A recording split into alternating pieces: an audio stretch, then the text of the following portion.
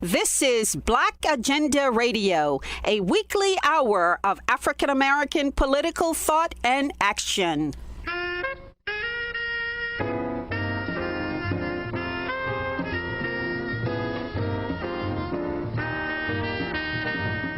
Welcome to the radio magazine that brings you news, commentary, and analysis from a Black left perspective. I'm Margaret Kimberley, along with my co-host Glen Ford. Coming up, a Black scholar says Blacks will remain a subservient people if they continue making requests rather than demands of power.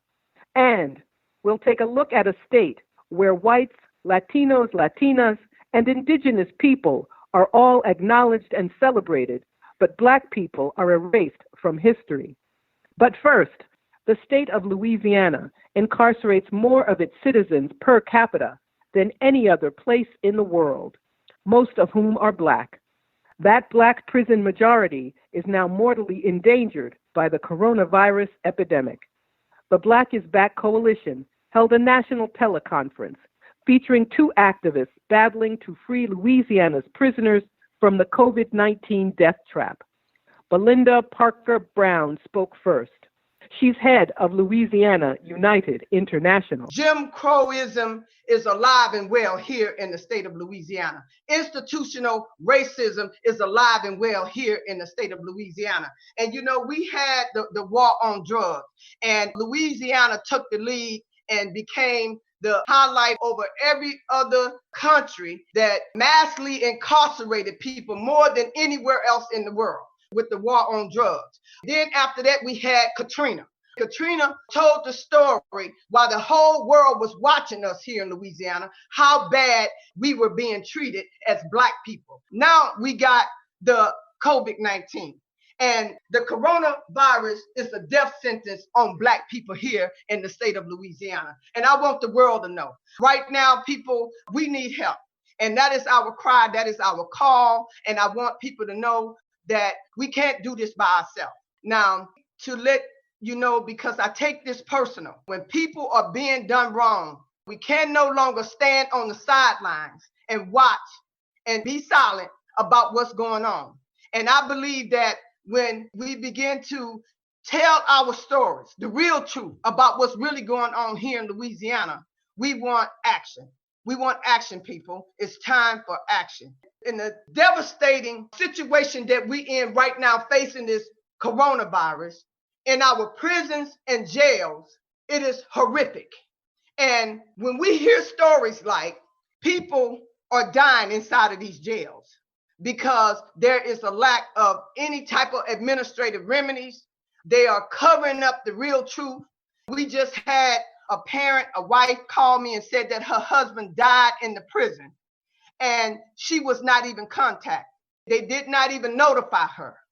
And they then buried him on the prison grounds without her even having the opportunity to know about the death of her husband. We got jails packed, people packed inside of these hellhole jails like sardines on top of each other. And there is no way that they can practice social distancing. There is no way possible that they can get the proper medical treatment and attention that they need because they're sick. We just had a situation where the warden died from the COVID-19. The medical director have died from the COVID-19. In one of the facilities, the whole kitchen trustee staff was infected with the COVID-19. Now, the inmates that are in the jail are striking because they're afraid to eat the food because it was contaminated. This is serious, people, and we need help here in Louisiana. And when we look at how bad people are being treated when it comes to the disparity, people are dying, Black people are dying in the hospitals of the COVID-19 virus. And we have made a call to the governor. And we want the people to know that our leadership is a disgrace here in the state of Louisiana. It's blatant disregard, a bunch of cover up and lies that are happening here. And that's the reason why we're saying that enough is enough. And it's time for us to act. Thank you so much, Dr. Zena Crenshaw-Lobo. Yes, thank you so much, Uhuru. My presentation, I want to emphasize points that push back against the depiction of our challenge as just a difference of opinion. What Louisiana United is calling for is not just our opinion versus the opinion of the establishment. Our fight against the colonial virus and the death chambers that it has turned the Louisiana detention centers and the jails and prisons into, is that fight is based on fact and is based on law. So unreliable is a word that really should stick in our heads. The government reports on what is happening in Louisiana in their detention centers and jails and prisons are inconsistent with what people have and confined in those facilities are telling their family members, as Ms. Belinda indicated. So at this point, the government reports are unreliable, and we have reason to believe that everyone incarcerated in the state of Louisiana is at risk of dying of COVID-19 infections. And that means thousands of Black people may get sick or die in captivity. It just amazes me that with Blacks comprising 33% of the population for the state of Louisiana, that constitutes 67% of their prison population. So we're talking about, as Chairman O'Malley says, this is going to hit our community hard, harder than everybody, as this kind of stuff always does. The U.S. Constitution and international human rights treaties that are part of America's federal law have a lot of fancy ways of making this point. And the point is simply that the punishment should fit the crime.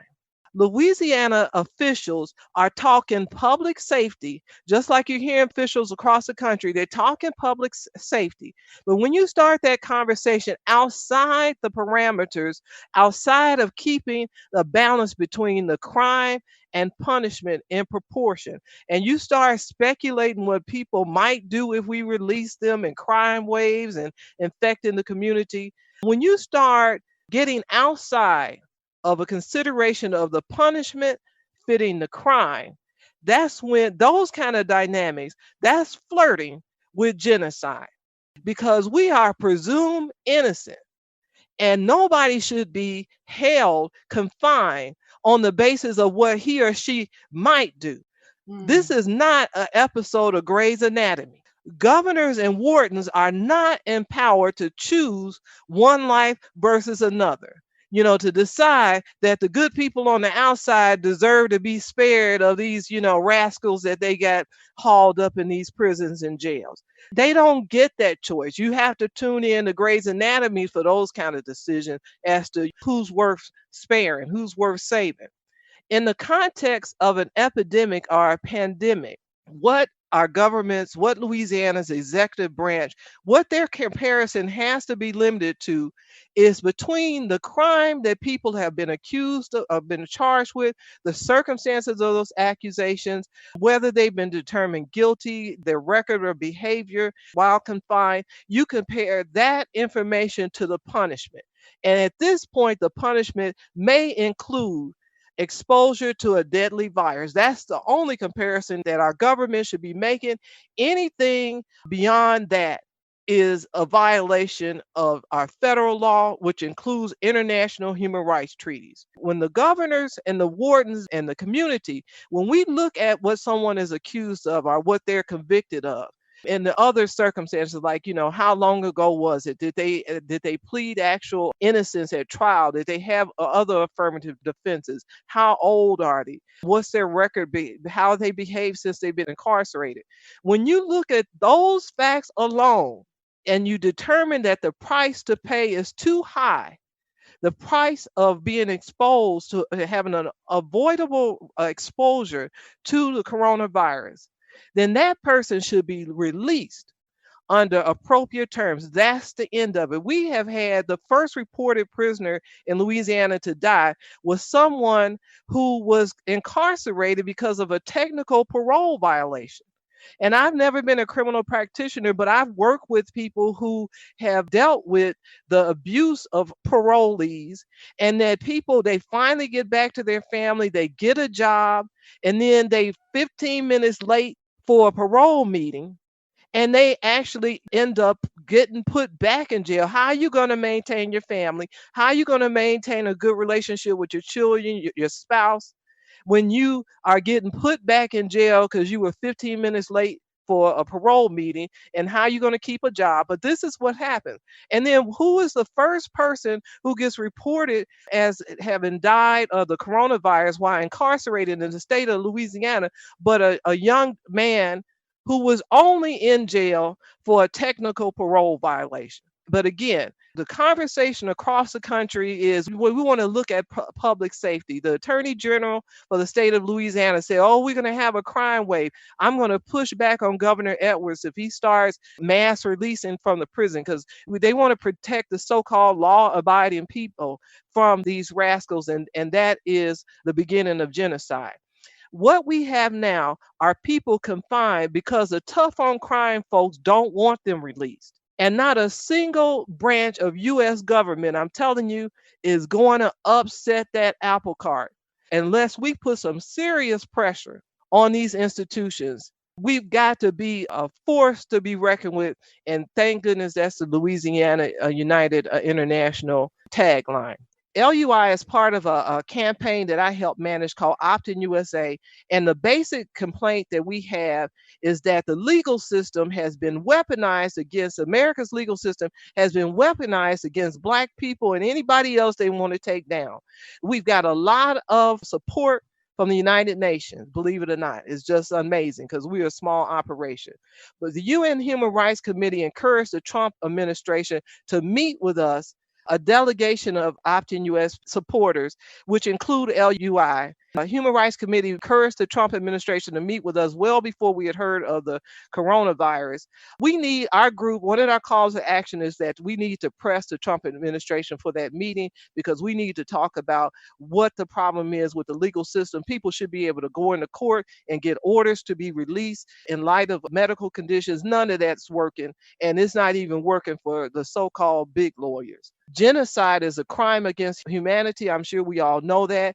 And we could, as individuals or any of our groups, could take U.S. officials to the International Criminal Court for how they're handling this pandemic. But guess what? The United States is not a member of that court. So another thing we're going to be asking you to press for is to get Congress to ratify the treaty that will allow the U.S. to be a member of the International Criminal Court, so we can get some accountability. That's something that we could do on our own. We won't need our governor to do that. And as Ms. Belinda indicated, we want to push the governor to meet with her and whoever else she designates to join her from LUI. If I'm not mistaken, LUI was the first organization to write the governor and talk in terms of evacuating these prisoners. There are some people that it's a no-brainer that they should not be in harm's way. And instead, they decided they wanted to go through this red tape. We're looking at it. And so now we need to press Governor Edwards to have that meeting with LUI. Next Tuesday, we're going to have a press conference. You're going to be directed to LUI's position statement, and that's a detailed explanation of the legal basis of everything we're talking about today and what we're asking you to do. Again, this is not just our opinion. We're not just talking about the morality of the situation. We're talking about these people's legal obligations, and the sooner we get it articulated, the sooner we can hold them accountable for those standards. And at this point, they can ignore us all they want, but that is the foundation of a crime against humanity, because they have been informed that the building is on fire and they stopping you at the door, asking you how many times have you done something, or did you make your bed this morning, and all these different questions, trying to decide whether you should get out of a burning building. That was Dr. Zena Crenshaw-Logel speaking from New Orleans. It has long been fashionable in some Black circles to speak of all the racial progress that has been made. But Professor Anthony Farley of Boston College Law School has written a paper that maintains the system of slavery is still with us in the United States, and that Black politics often amounts to nothing but perfecting slavery. We've come to like the spectacle of Black pathology. Right, of looking over the fields and hearing us sing those slave spirituals made white people feel better about themselves back in the day, looking at us behind bars makes that sort of white people feel good about himself or herself today. And imagining that the blacks behind bars deserve to be there, and if the entire group has something wrong with it, also gives people a thrill, so a kind of feeling of pleasure. And that's a product every bit as valuable as the cotton we used to pick, or the coal we used to dig in mines, or the factory work that slaves were often tasked with performing. Black folks put a lot of stock in education. You wrote, we begin with an education in our hierarchies. You seem to be saying that education is just a process in which people become acclimated to some people being higher than others.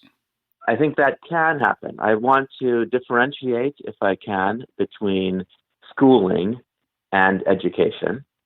Right, I'll call the latter a kind of emancipation, and it can happen in a lot of environments, but there are many environments in which it cannot happen or is very unlikely to happen. So we do believe in education, but if we look at most of the places where we are schooled, there's precious little of it going on. And what's going on, largely in the unconscious curriculum, is deeply troubling. When you go to school and your faculty is presented to you, the teachers, when they're disproportionately white, or perhaps all white, that can be a problem. That's the school telling you that you don't look like someone who is supposed to know anything. But that's the first message the school tells. There are studies of educators and expectation effects. As you know, and I'm sure your listeners know, it was a crime in most of the slave states to teach slaves how to read or write. And plantation owners often cut off the fingers of slaves that they caught demonstrating their ability to write. So reading and writing were dangerous things. The slaves who could read and write were much more likely than the others to foment rebellions or to run away. So education in Black was a problem from the very beginning. Frederick Douglass said, look, you can't make someone a slave unless you first destroy their imagination, unless you turn the lights out, unless you prevent them from seeing anything else as possible. But Douglass says that happened to him during slavery, that the lights actually turned out. He writes, behold, a man turned into a brute. Well, we see this happening with children through the unexamined curriculum. I've mentioned studies about teacher attitudes and expectations. Often with expectation effects, you see this. You tell teachers, and this is the experiment that the clinical psychologist ran. You tell the teachers that students A, B, C, and D are different abilities. Perhaps A and B are better than average, and C and D are worse than average. In fact, you've tested them and they all seem about the same. But you don't tell the teachers that. You tell them that they're different. When you tell teachers that, they actually will view the ones that you told them were bright, A and B, as brighter than the ones that you told them were subpar, C and D. And they'll grade accordingly. They'll treat them in accordance with that expectation, and they'll often attain results that follow that expectation. So expectations are important. Race does something weird to those expectations. So imagine a classroom. I'll simplify the thing that two clinical psychologists, Rubovitz and Mayer, did back in the 70s. Imagine a classroom with 4 students. Let's make 2 of them Black and 2 of them white. All 4 students are the same. We've tested them. They come out the same on whatever the cognitive analysis is. But we're not going to tell the teachers that. We're going to tell the teachers that 2 of the students are smart and 2 of them are average. We'll tell them there's 1 white smart one, 1 Black smart one, 1 white average one, and 1 Black average one. How do you guess the teachers rank these students at the end? I'll give the surprising answer. The white student who they were told was the bright student, they view as the bright student and rank him number 1. Number 2 is the white student they were told was average. Now, Number 3, which one of the black students goes to number 3? One would think the one that was described as brighter. You'd think that, only it doesn't work that way with race. So the teachers typically will rank the black student they were told was average as number 3, and the one they view as last and worst is the black student that came with the label of being bright. So there's something about the appearance of intelligence, the likelihood of academic success in black, that causes a reverse hallucination in teachers, making our possibilities for integrated classrooms very difficult. There's an unconscious that we have to work through that prevents us from making progress, right? The black student that shows promise in the classroom is also the one most likely to be seen as unpromising, as problematic, to get less eye contact from the teachers, less praise, fewer smiles.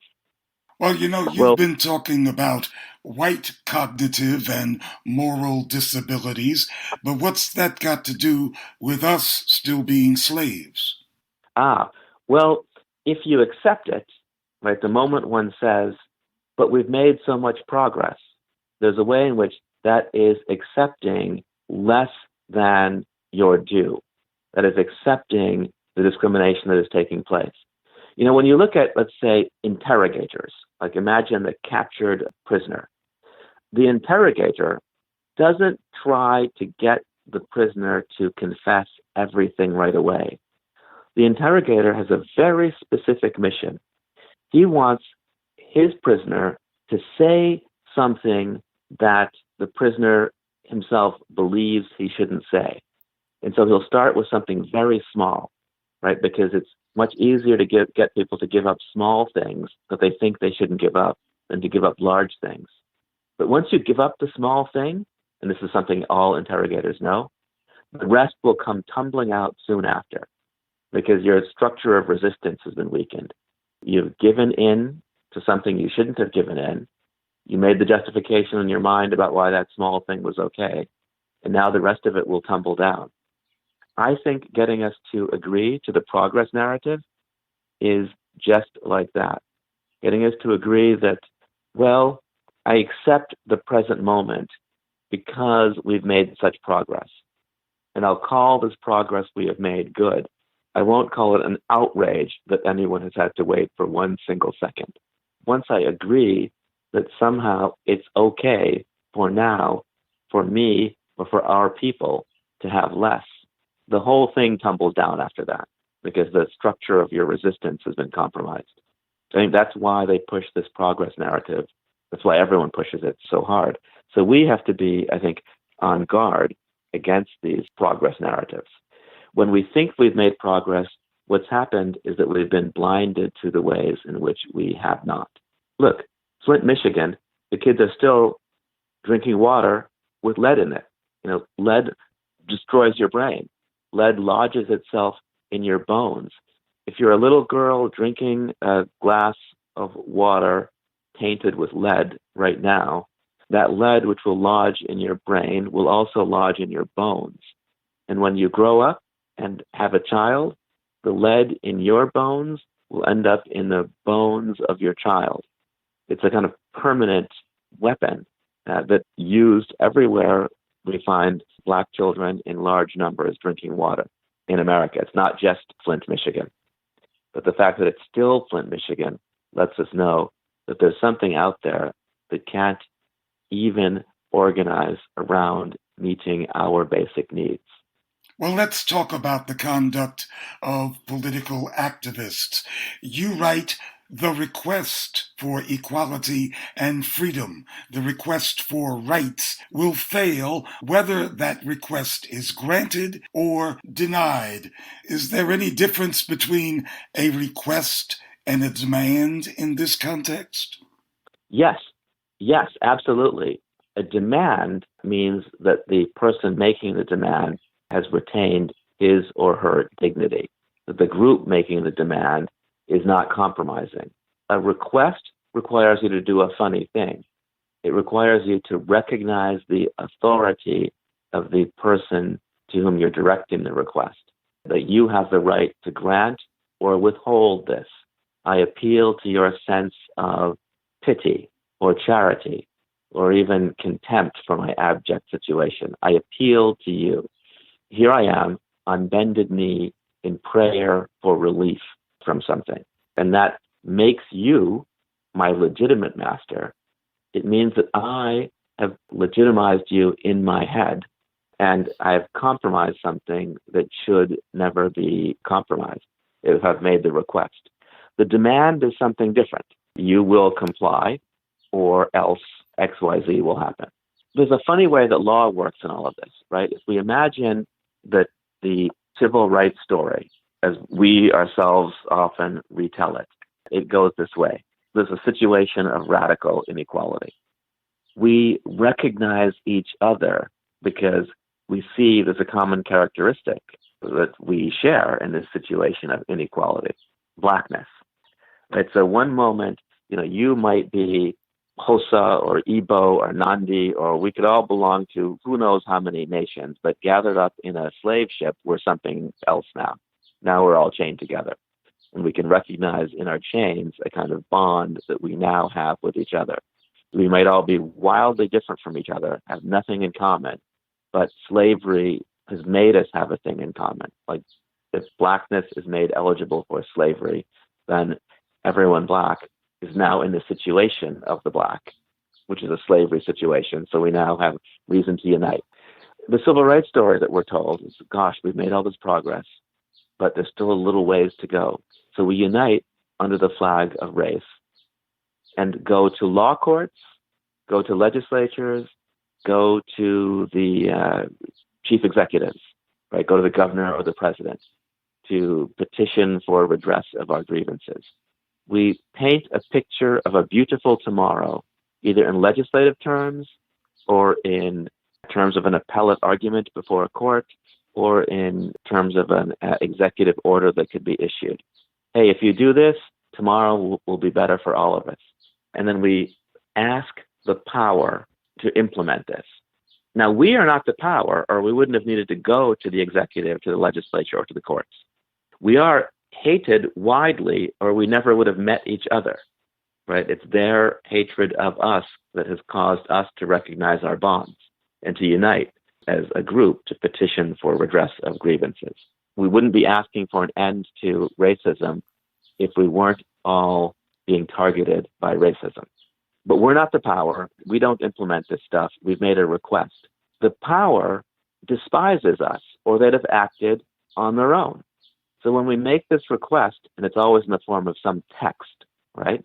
An executive order, a new law, or a new ruling by the court, it's always going to come in the form of some kind of text. There's no text that interprets and implements itself. People have to read it, interpret it, and implement it.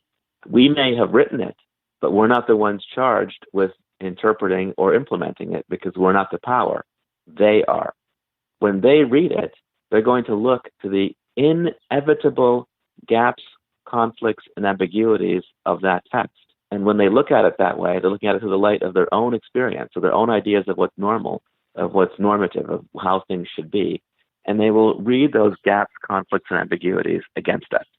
So we will end up being right back where we started because the way they implement it and interpret it isn't the way we would have. Our win is going to be turned into going right back where we started, right back to the beginning, which is what we've seen in the civil rights era. Won all these big victories, and yet here we are.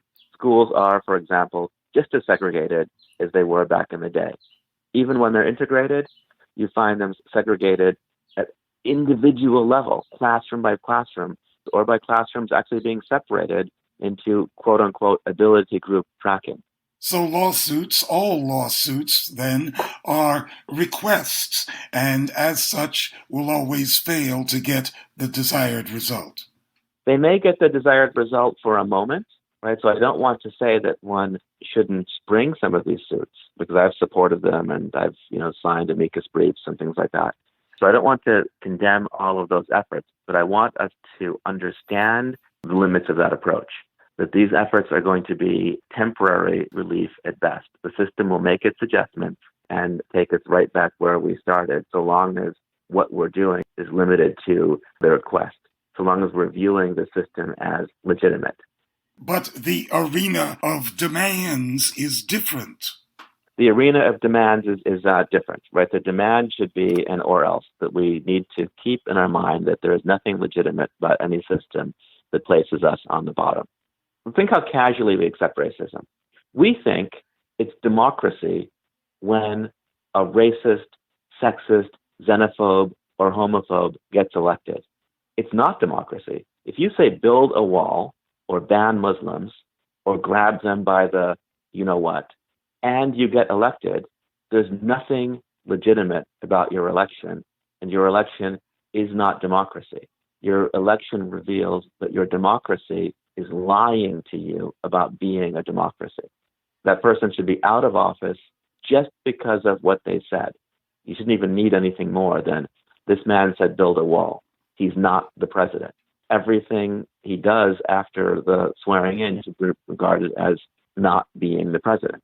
That attitude can help us to not eliminate liberation possibilities from the very beginning, before reviewing them. A lot of the way power works is by foreclosing certain options, the things we don't even think of, the things we casually and perhaps unconsciously accept. So I bring out that example of democracy.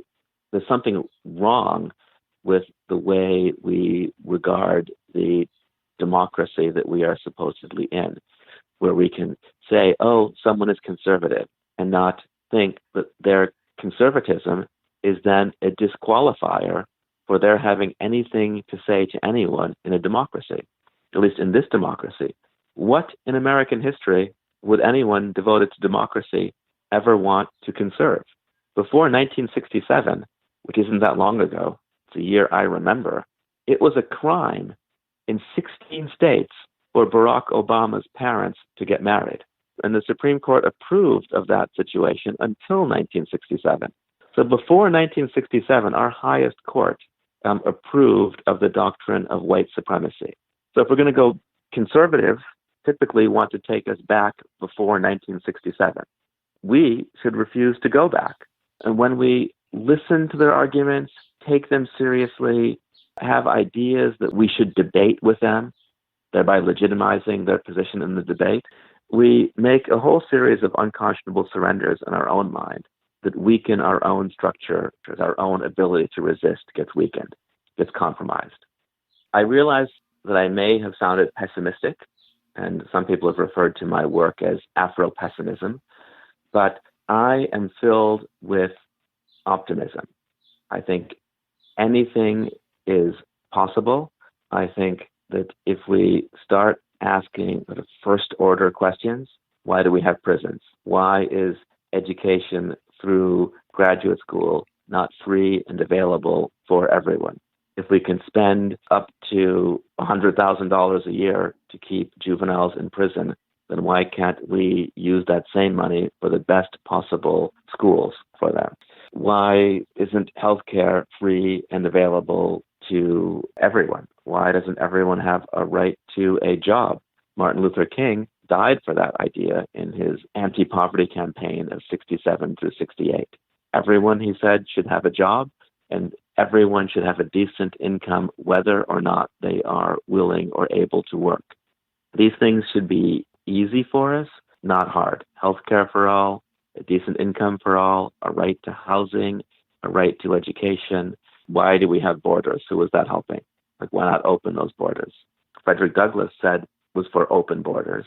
He said, look, a right to keep people out is a right to tell people they should go. And so we should be a cosmopolitan society that welcomes everyone. So I guess I have all kinds of optimism. I think that when we work through the things that we've unconsciously and unconscionably accepted, we can find our way to something marvelous and much better. That was Professor Anthony Farley speaking from Boston. New Mexico is among the least Black states in the country, but Dr. Natasha Howard, a lecturer on Africana Studies at the University of New Mexico, says the reason Blacks are scarce is because the state was for a long time very hostile to any Black presence. Dr. Howard wrote an article that focused on a mural displayed at the university, celebrating Anglo whites, Latinos, Latinas, and indigenous people, but leaving out Black New Mexicans entirely. The mural that I referred to in the article was actually commissioned in the 1930s. It was created by an artist by the name of Kenneth Adams in 1939. That particular mural has been in our campus, the University of New Mexico's main campus library, since that point in time, and it created a lot of controversy because of the depictions of the three groups that are supposedly the most important contributors to the history of New Mexico, that being Anglo, Hispanic, and Native American.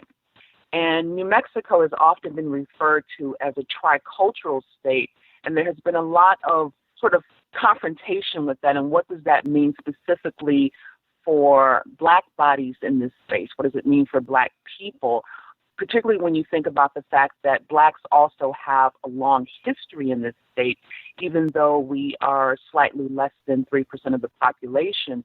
And certainly there has been a long history of a fear of Blackness in this space.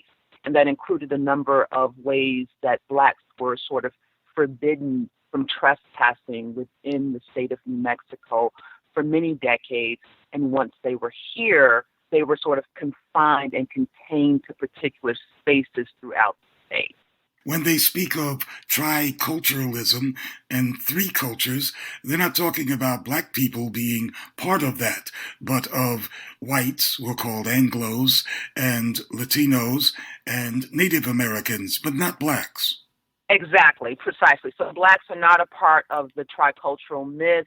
And it's not just that it's present within like murals, but it's present within it's embodied within the space, if that makes any sense, in terms of practices that have happened throughout the state, in terms of how the identity is marketed, how it has been marketed over a long period of time. And so it does not include visual images of Blacks, or Blacks are not written into the history in a way that's public.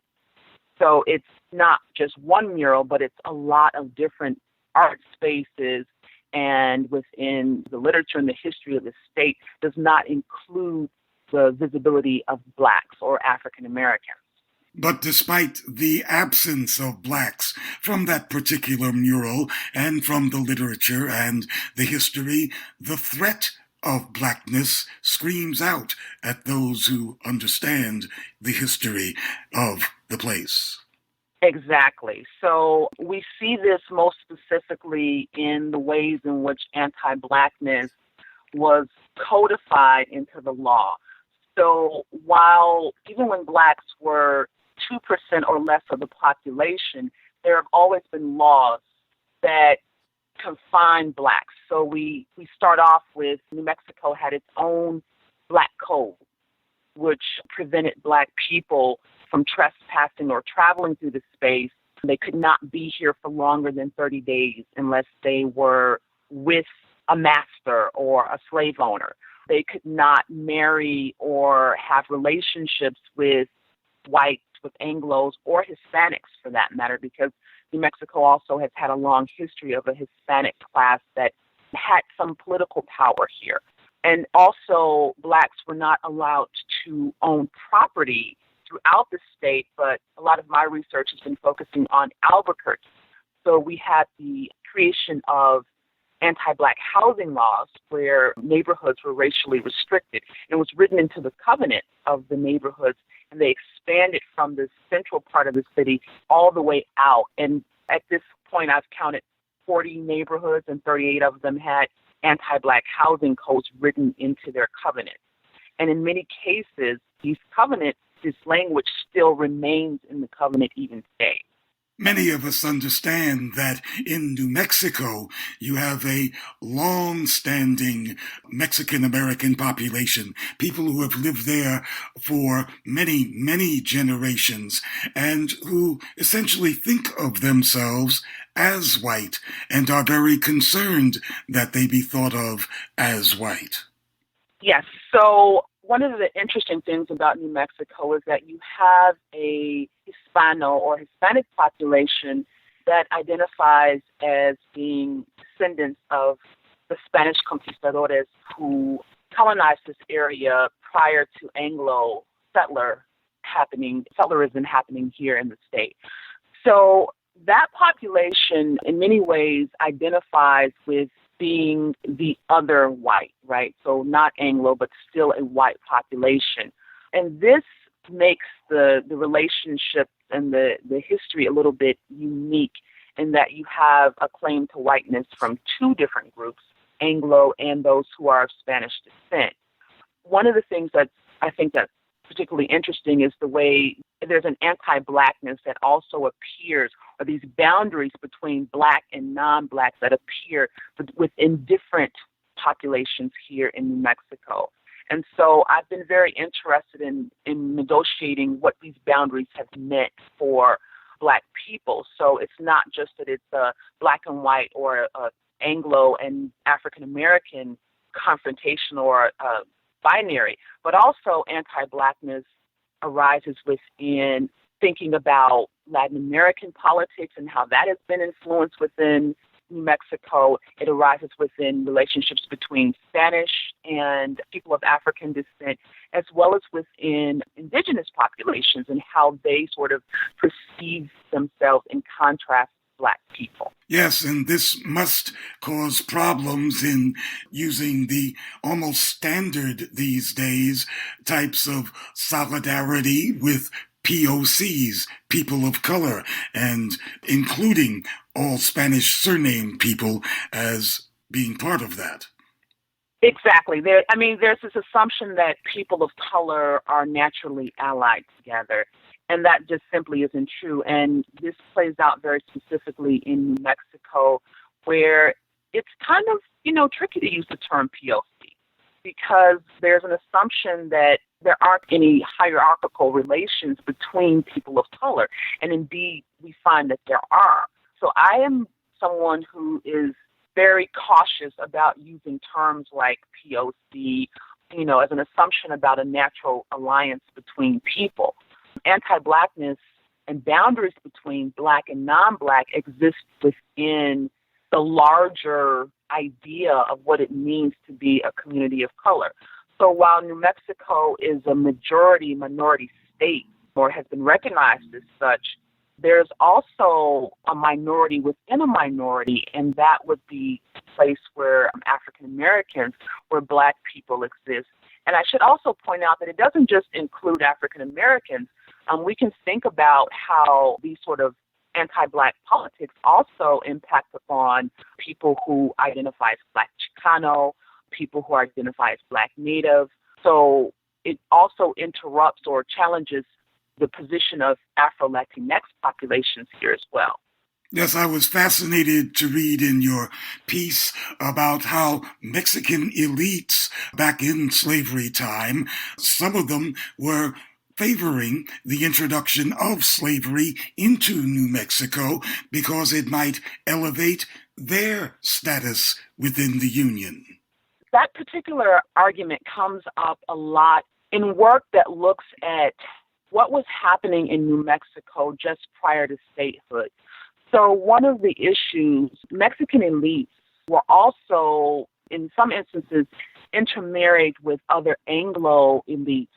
And what happened as a result of that was that there was a question of whether or not New Mexico would become a state but enter as a slave-holding state.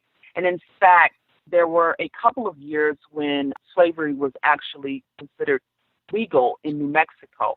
It never developed as a slave state for a number of different reasons, but the economy wasn't quite there for creating a slave state. And when they did use slaves, they also used Native Americans to provide that labor.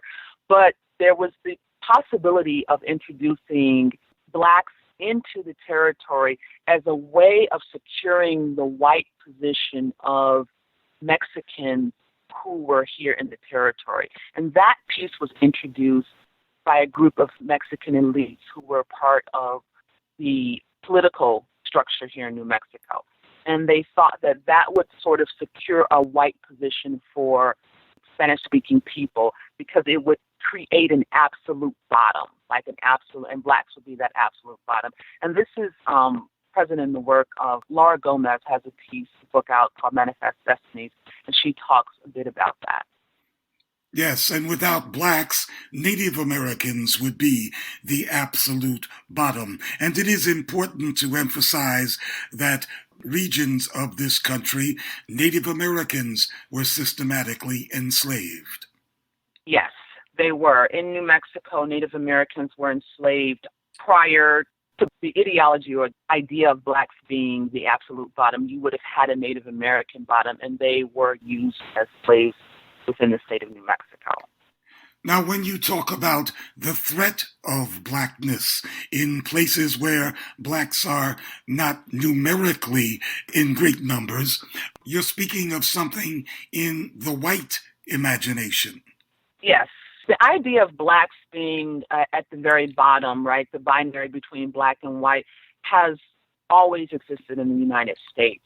My interest is in how other communities of color have had to negotiate that and how they've used that as a way of positioning themselves outside of blackness, and so creating sort of a middle ground for them. And so even when blacks have been relatively few, oftentimes we're accustomed to looking at black people in places in the South where you see large numbers.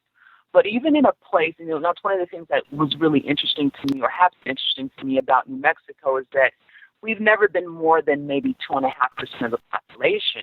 But there is an assurance by everyone else that even though we've been a small number, there's been a consistent interest in thinking about how are blacks, there's a threat of black people being here, and black people represent something particular within white imagination, with the Anglo imagination, about pathology, about contagion, ideas about deviance. Those things come up in relationship from black to white, right? So the opposite of white has always been black.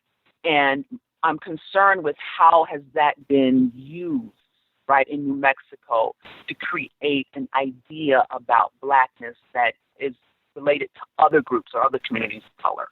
Yes, and New Mexico then is marketing itself, and I think that's probably the right word, as a place that is full of white space or spaces that don't have black folks in it, and therefore is a superior place, an enchanting place. Yes, so the name for New Mexico is the land of enchantment, right? And it started coming billed that way many decades ago.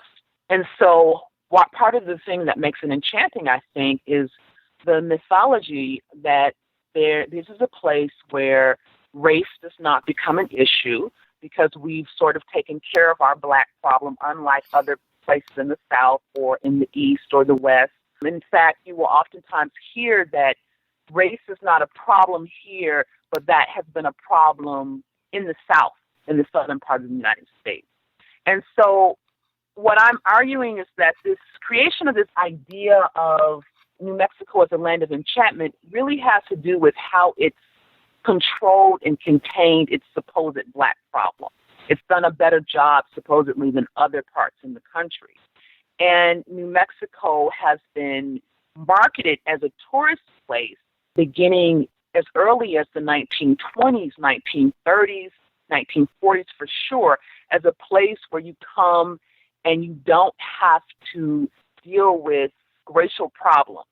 Cultures here are part of what is present, but those cultures are for the enjoyment of white people. White people can enjoy Native American culture, they can enjoy Spanish rituals and traditions, but they don't have to deal with black people. And that's what's made it an enchanting place to be a tourist and potentially an enchanting place to live. Well, now the University of New Mexico does have to deal with a Black Studies department, of which you are a part. Yes, I have been teaching in Africana Studies or Black Studies since 2012. And prior to that, I worked for the program back in the 90s, right, which is when I first started doing research on Black history in New Mexico.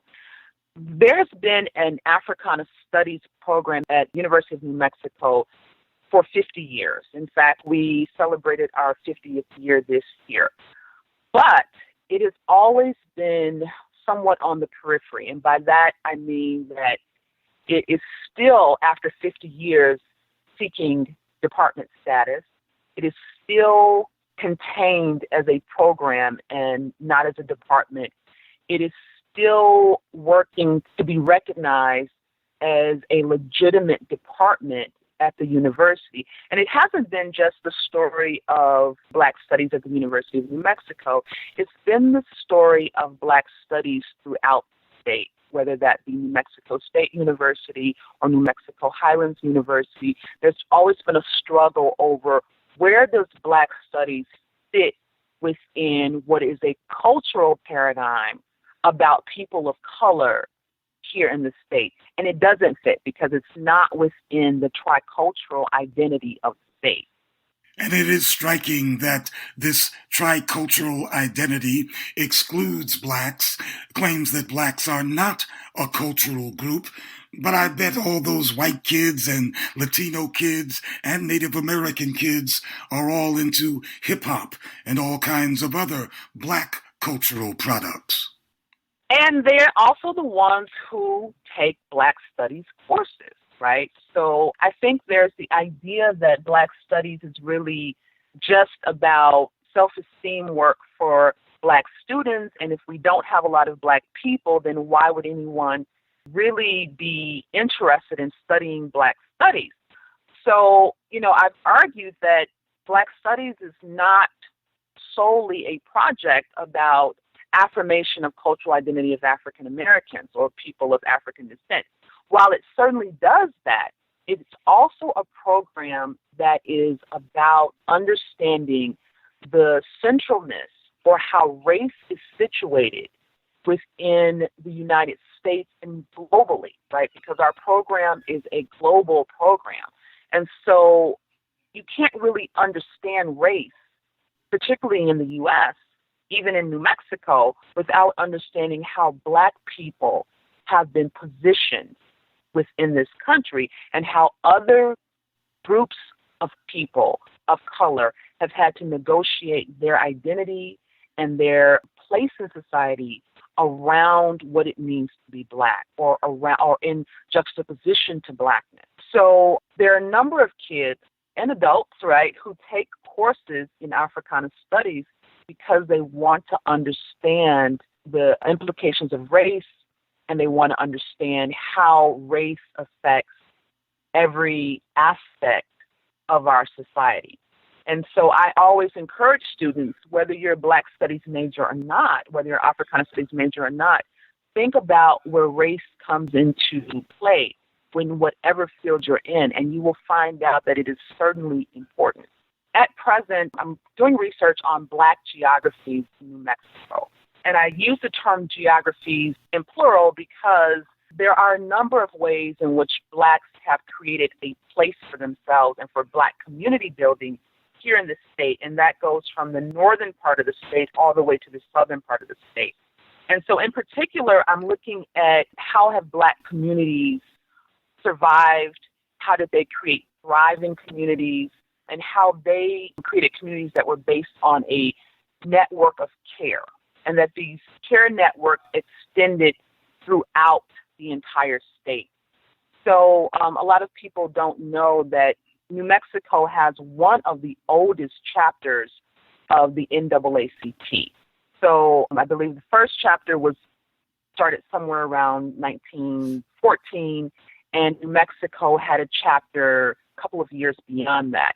It has one of the oldest chapters, and it's because Black people here, from a very early point, right, just after statehood, saw the need to create a community where they could challenge anti-Blackness. And so some of the work is recovering and looking through the archives to think about where have we lost voices of African American people here, and how can I then put those voices out there and have them speak about, what their lives have been like or what their life was like here in New Mexico and what community building was like. And so I'm looking at both urban communities and rural communities and thinking about them as places, Black fugitive sites, places where Black people went to, but that they built a life refusing to be determined from the outside. And so that's the work that I'm currently doing and thinking about how can we write Black people back into the geography of New Mexico.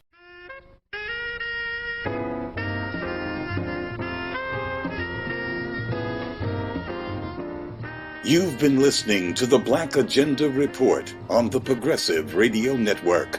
Information for liberation.